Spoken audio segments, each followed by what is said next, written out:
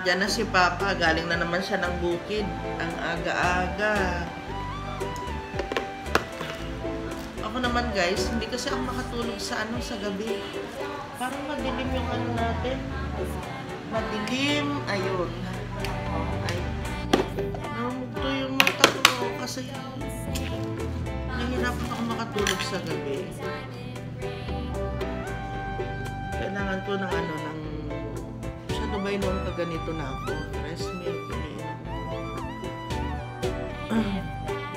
kailangan ko siguro ng fresh milk. O kaya yung hot milk, kahit na yung gatas namin dito, basta hot milk siya. Dapat gano'n na ininom ko bago ako matulog. Pinipilit ko na humiga. Tapos kahit nakapilit yung mata ko, hindi ako makatulog. Balik na naman yung dati kong sakit.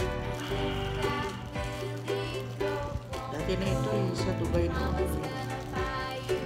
Ganito din ako. Dilat na dilat yung mata. Gustong matulog. Umiiyak na ako. Hindi ako makatulog.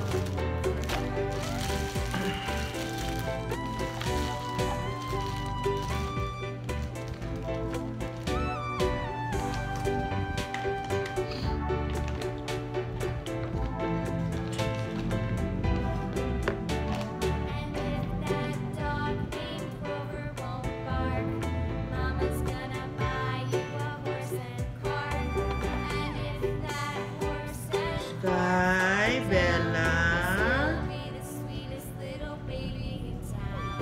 Aga nagyaya si Sky bumaba dito. Si Bella chill lang gusto niya yung higaan niya. Pero si Sky, talaga to. Galing magyaya. Bakit Sky? Sunod na sunod sa akin. Parang ayoko mag-Milo. Parang mas gusto ko yung Ha? Parang mas gusto ko ng kape. Sabi ni Papa, Milo lang, Milo sa umaga. Saan mga... Sky? Sky? O, vitamins na kayo. Tara na. Dalawang batuta na ito. Tinan naman ninyo. Nakita nyo? Yung hilera nila. Ay. Dahan-dahan lang. Ano mo ako? Dahan-dahan, Sky. Tama na yan. Yun lang. Si Bella gusto niya more than 1. More than 2. Dati pahirapan pa kami ng pagpapainom ng vitamins dyan. Ngayon, gustong-gusto na nila. Maubos din namin yung oatmeal guys na nabili ko. Hindi pala, nung nakaraan, bumili ako ng oatmeal namin, yung instant. Tapos ngayon, bumili ako, meron pa pala yung ito yung, andito pa yung padala ni Ate Cheng na gatas.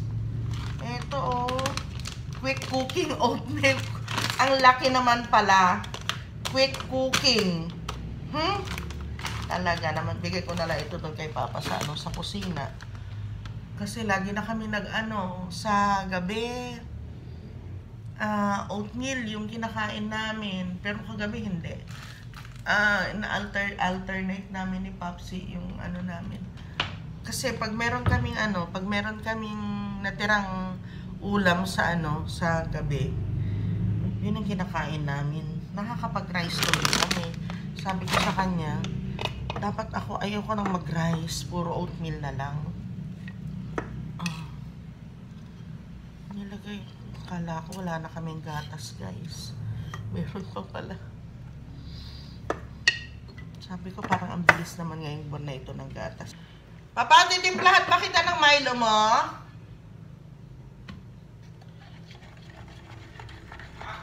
Titimplahan ba kita? Yeah. Sure.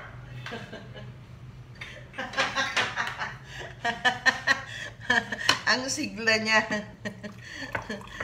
Aga-aga galing na siya ng bukid. Alas 6 pa lang, guys. Galing na siya ng bukid. Talaga ito, hindi ko na siya siguro.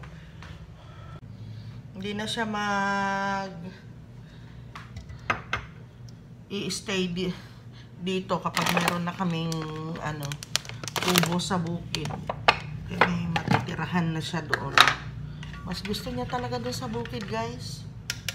Kahapon lang, hirap na hirap akong iuwi siya. Halika na, ilang beses na. Halika na, mainit na. Anong oras na yun? Ayaw talaga niya. Parang siya talaga.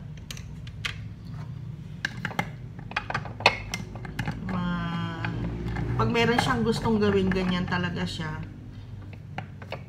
Sino ba ang anak ko na nagmana sa kanya? Sa ganyan na ugali niya. Yung determinado talaga siya na pag meron siyang sinimulan, tatapusin niya. Pag meron siyang ginusto na gawin, gagawin at gagawin niya talaga. Ay! Naku, malapit nang maubos yung aking Mami Lena. Ate Tere. Malapit nang maubos yung aking sugar. Oo, kaya ganyan. May gusto yan. Kanina pa niya ako Kanina pa niya ako hinaharas. Oo, hinaharas. Harassment. Wow, may naiba sa pagkain namin ngayon. May saging. Kaya ng sugar ma. May pasaging si Mayor ngayon. Kain tayo. Kain tayo, guys. Kain po. Ayusin natin konting book natin yung bangs natin. Kalaylay na yun. Ganun talaga guys, nung bata-bata pa ako, yung papal pa yun, talagang ganda. Kahit hindi mo yun eh. Suwaping-suway pa ang dating eh. Parang hindi maglalaho Malago pa, parang halaman din yun. Pag bata-bata pa. Medyo malago-lago pa yung dako. Napaubos na lalo dito. Nangyayari ito sa aking pag-abroad yung dito. Lalo sa Saudi noon. Mainit ang tubig. Mainit ang tubig Pag-shower, sa itong shower. bagsak. Hindi naman ako mahilig sa sombrero nung araw. Pero ako papa yung di ba noon ang tagal ko din na ganyan naglulus yung hair ko. Naglalagas siya. Pero dito sa Toktok, medyo matibay pa rin, nakakapit pa rin, kahit manipis. May hair fall ako dati. Ayan na. Nakatingala. Nangihingi ng pagkain. Gusto ninyo. Nangihingi. Gusto Ang nila, ang breakfast nila, alas 10. Ang gusto niyan. Tapos ang next na kain nila, gabi na. Para sure na gutom saka yung hindi naman sila gutom na gutom. Kasi ang advice, once a day lang sila kakain. Kaya lang, siyempre naawa naman kami. Aging, di pwede ka nito. Pwede, Pwede? papa. Oo. Try mo nga kay Bella. Palamig mo. Ako din pala magta-try. Bili ka, tanong gusto niya. Nakakain. Pagkano pala. Kakain. Try ko nga kay Sky ito. Naamoy niya. Kay Bella. Sarap, Bella. Naamoy niya yung hotdog yan. Ayoko na silang bigyan ng hotdog. Masama sa kanila yan. Alang asukal. Super tabang. Lang kulimlim ng panahon pa. Ayoko lumabas pag may ulan. Delikado. Napakakulimlim. Anong buwan tayo umuwi ng Bicol? April. April, May. May pala. June, July, August, September. 4 months na. September, October na. 5 months. Hello guys, good morning. Nandito kami ngayon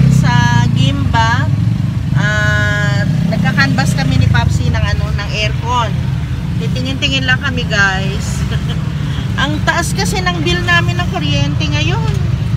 Talagang napiperwisyo kami doon sa aircon na na nandun sa bahay ngayon. So, andito kami ngayon sa ADESA. Tatanong kami ni Papsi. So, ayun guys, dito sa ADESA, 37,760 free installation na daw yun, yung 1.5 na LG. So tingin pa ulit tayo guys sa iba, baka sakaling may mas mura pa. 5,000 po siya. Bali pagka nag-add po tayo ng 1 feet pa, 300 po siya. Per feet. Yes po, per feet. 300. 300 pesos. Wala po ba tayong, ito yung indoor niya? Kasi yung ginagamit namin ngayon na window type, tamang-tama lang, 1.5 din. Okay ma'am. Oo. Ilan po tayong tumatao ma'am? Dalawa lang, Dalawa. kami lang. Dalawang aso. Yung mga window natin ma'am, malalaki po ba yung glass natin? Ganyan. Ganyan, pero meron kaming may blackout yung kurtina tiles po namin. kayo, may Oo. tiles. Okay na po ang 1.5. Oo. Yung yun lang din ang Ano yung niya, yung mga tawag dito, yung ka-level niya na brand. Ano po siya, sister company po siya ng Carrier. Carrier? Yes po. Bali, si Midea po is Conception Corporation na din po siya. Bali kung masasabi mo yung Comfortly Carrier, May nag-iba na. Ayan. Kuya Paul, Diyan tatanggalin yung fill guide niya. meron sir. Electric meron po fan. tayo. Hindi po electric kasi niya, ma'am. Pagka nakuha niya na yung Lamig. lamig ng kwarto. Oo. Minto naman. Siya na yung mismo. yes po, nagpupusa. Okay. So, pwede ba yung panda 24 hours niya? Pwede naman po. Sa kaya ng bulsa. Oh, yes sir. Talaga naman po. Kahit nga ba, yan sir, 24/7 natin, basta may pambayad tayo ng kuryente, go tayo. So ayan na si Papa, kumukuha na siya ng kumukuha na siya ng mga materyales na gagamitin namin para sa sa aircon. Ito din yung gagamitin doon sa loob, moldings, tapos yung wire para sa aircon. Kailangan yung makuha naming wire pang aircon talaga para iwas sunog. Tapos yung ibang materyales. So bali, gumastos kami dito yung mga gagamitin doon sa loob ng bahay.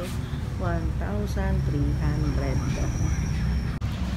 So, ayun guys, nakakuha na kami ng aircon ni Papa. Dito lang kami sa dito lang ako diyan lang sa kabila kami nakakuha. At pauwi na rin kami, mainit na, mag-aalauna na po ng tanghali. Yan, gutom na rin ako. Kakagutom. So, finally, meron na rin kami napili na na aircon ni Papsi. Maganda siya, maganda ang review. Matagal na rin namin matagal na rin namin pinag-isipan ni Papa kaysa naman monthly, nagbabayad kami ng kuryente na sobrang taas. Minsang sakripisyo na yung gagawin natin. Pauwi na kami guys. Alas 2 na, 1:30. Grabe na, kagutom na guys. Bumili na kami ng ulam. Dito. Tapos yung dalawa, ayan.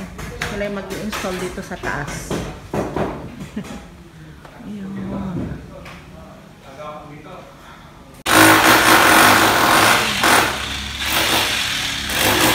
Ayun. It's another blessing guys. Salamat talaga kasi nakakuha na rin kami. Yan na lang namin pinalagay. Pag doon kasi masyadong malayo. Ay, sakto po dito. Kasi malayo mo. Maluwang po yung kwarto. Kwarto. 380 by 490. Sakto po yan, 125. Oo. Ayun na, nabili namin ang pangit ko. May kasama ka dyan? Kala ko nandyan si Marie. Ay guys, sobrang gutom na talaga. Ang oras, alas 2 na po ng hapon. Yung mga nagtatrabaho, kumain na sila. Kami ni Papa hindi pa. Nakanginig. Ito na lang, pinakamabilis na ano, na lulutuin namin. Prito na lang, tapos yan, nilaga ko na itong ano, okra.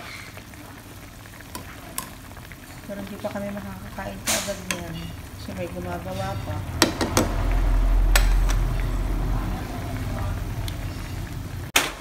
Ayun,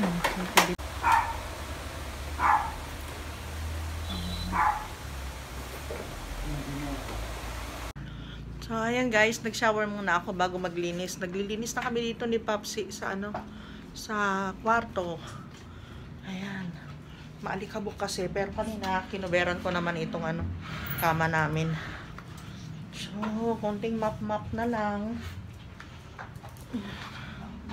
Sky, sila Sky ngayon lang namin pinapasok dito sa ano. Ay! Dito sa loob. Kasi kanina, kinulong namin sila dun sa kabilang kwarto. Kasi may mga tao, alam niyo naman, pag may mga tao, itong babaita na ito, makulit, itong si Sky. Sky! Ayun siya, nangangamoy-ngamoy. Wala akong maramdaman dito eh. Dapat nakaganon lang siya. Yun ang sinasabi ko. Pag dito. So, ayan na nga guys. Yung ano, yung hirap namin ni Popsi mula May, June, July, August, September. 4 na buwan na kaming na-stress, sobrang stress. Ayan, napalitan na ngayon guys. So, taon-taon naman kami kasi okay na. Sa tulong naman ng Diyos, talagang matagal din namin ipinag-pray ito guys. Matagal namin pinagpanalangin ni Popsi na sana makakuha din kami ng ano, ng kapalit ng yung dati naming aircon na yon. Kasi nga ay sira na.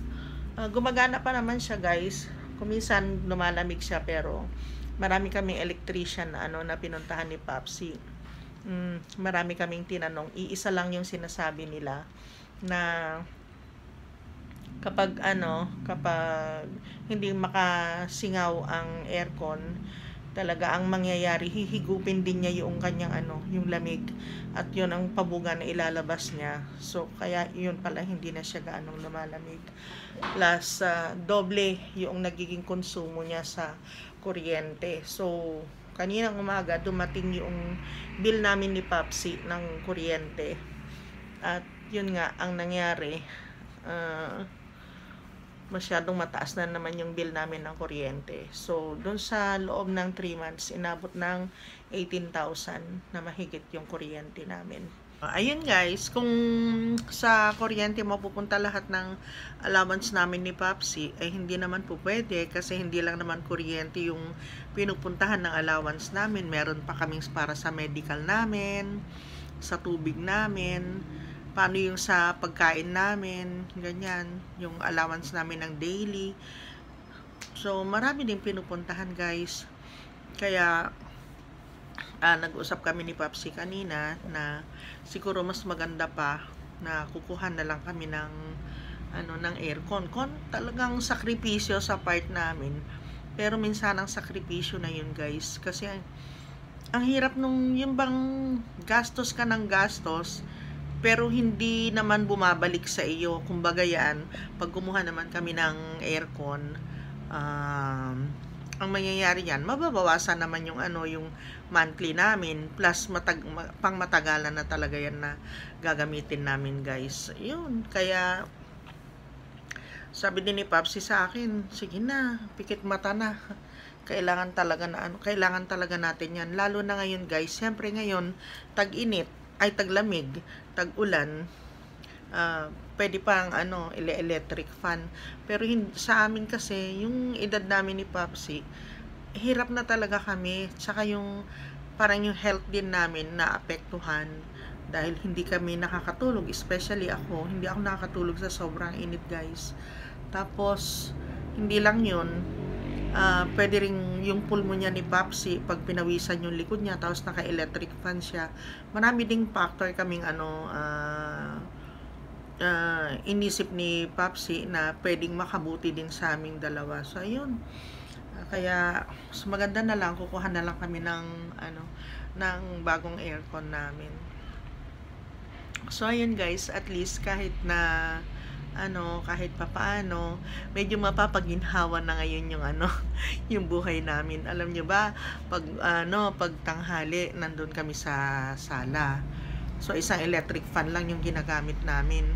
Tapos papasok kami dito alas 9 lang ng gabi guys. Ganun yung namin, yung sakripisyo namin ni Papa. Alas 9 ng gabi, kailangan yun lang yung pasok namin dito kasi dun lang kami mag-e-aircon. Minsan, pag isinaksak na namin yung aircon, gagana na siya kaagad.